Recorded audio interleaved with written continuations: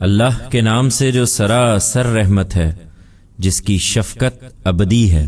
کیا تمہیں اس آفت کی خبر پہنچی ہے جو پورے عالم پر چھا جائے گی؟ کتنے چہرے اس دن اترے ہوئے ہوں گے، نڈھال، تھکے ہارے، وہ دہکتی آگ میں پڑیں گے۔ انہیں کھولتے ہوئے چشمے کا پانی پلایا جائے گا، ان کے لیے جھاڑ کانٹوں کے سوا کوئی کھانا نہ ہوگا جو نہ توانا کرے گا نہ بھوک مٹائے گا۔ اس کے برخلاف کتنے چہرے اس دن پر رونق ہوں گے، اپنی سعی پر راضی، اونچے باغ میں، وہاں کوئی بےہودہ بات نہ سنیں گے، اس میں چشمہ رواں ہوگا، اس میں اونچی مسندیں بچھی ہوں گی، اور ساغر کرینے سے رکھے ہوئے، اور غالیچے ترتیب سے لگے ہوئے، اور نہالچے ہر طرف پڑے ہوئے۔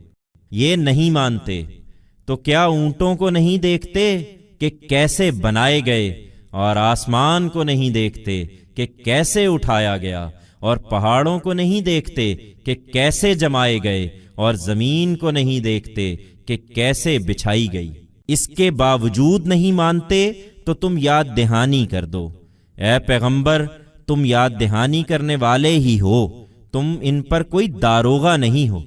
ماننے والے یقیناً مانیں گے، رہے وہ جو منہ موڑیں گے اور انکار کر دیں گے تو اللہ انہیں بڑے عذاب سے دوچار کرے گا۔ یقیناً انہیں ہمارے پاس ہی پلٹنا ہے، پھر ان کا حساب بھی ہماری ہی ذمہ داری ہے۔